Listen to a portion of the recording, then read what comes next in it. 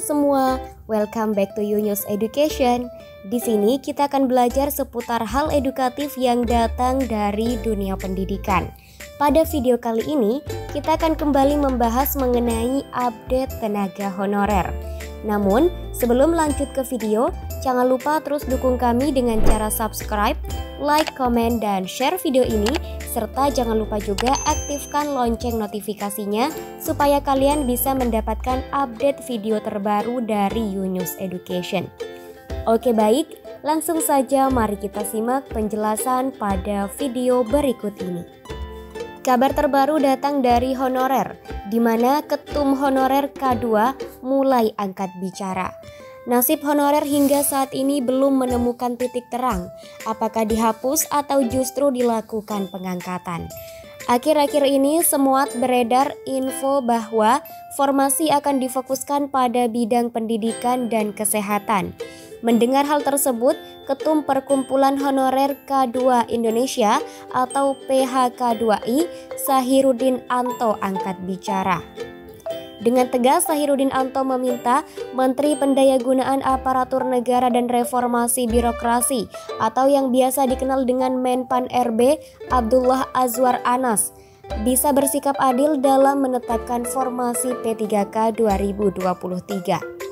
Lebih jelasnya, ia menyampaikan bahwa untuk formasi P3K 2023 agar sama rata, bukan justru didominasi oleh guru, penyuluh, dan tenaga kesehatan. Tolong Pak Menpan RB Azwar Anas berikan keadilan kepada kami honorer K2 tenaga teknis. Selama ini pemerintah sudah zalim kepada tenaga teknis, kata Udin dilansir dari yunus.id dari JPNN. Sahiruddin Anto yang kerap disapa Udin mengingatkan bahwa sejak dulu dibukanya rekrutmen P3K 2021 mengenai kuota guru, nakes, dan penyuluh sudah banyak. Ia tidak ingin tenaga teknis terlantar, berhubung banyak honorer yang bekerja di semua lintas instansi justru diabadikan. Saat ini banyak kalangan honorer nasibnya terhenti akibat tidak memenuhi persyaratan. Ditambah lagi dari segi formasi untuk tenaga teknis yang sudah jauh tertinggal.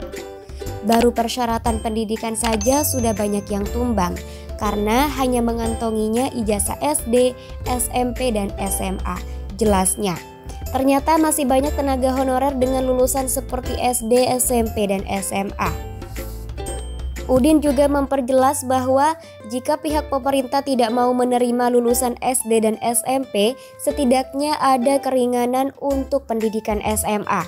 Udin tegaskan mengenai persoalan ijazah SMA, sementara banyak honorer yang memiliki kemampuan teknis administrasi dan teknis banyak melebihi PNS. Lamanya pengalaman kerja di instansi pemerintah ialah honorer K2 yang mencapai belasan tahun sehingga memiliki keahlian di bidangnya. Momen itulah yang diperjuangkan oleh Udin agar pemerintah tidak mengabaikan pengalaman kerja honorer K2.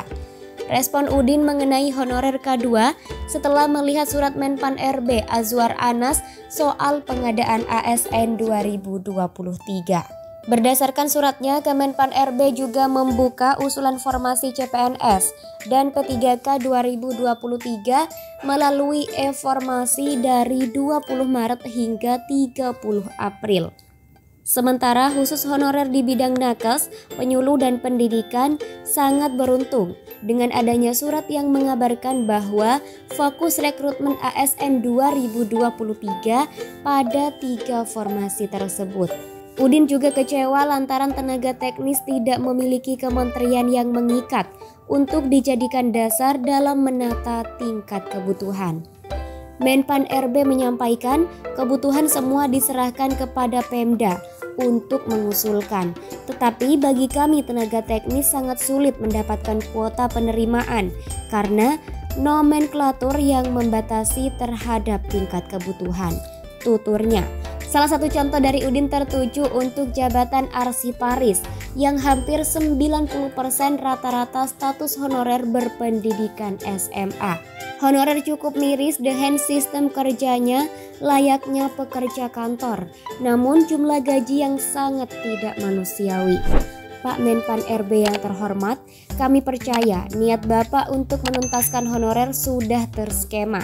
Tetapi hanya guru, kesehatan, dan penyuluh yang signifikan kuotanya.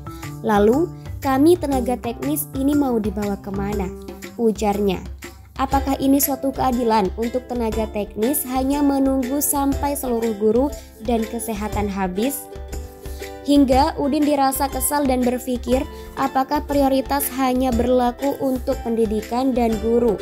Hal ini sampai kapan? Ada guru yang jadi kepala seksi, kepala bidang atau kepala dinas, perawat dan bidan yang bersekolah lanjut, kuliah di prodi kesehatan masyarakat agar bisa duduk di jabatan struktural dan masih banyak lagi. Di akhir kata Udin sampaikan kepada Menpan RB agar tahun ini penerimaan ASN tenaga teknis bisa setara layaknya guru dan nakes. Kami yakin pemerintah hadir untuk rakyatnya karena pemerintah bekerja untuk rakyat, ungkap Sahiruddin Anto. Kira-kira itulah perjuangan Ketum Honorer K2 yang desak Menpan RB agar formasi tenaga teknis P3K 2023 bisa setara dengan guru. Semoga bermanfaat dan sampai jumpa di video Yunus Education berikutnya.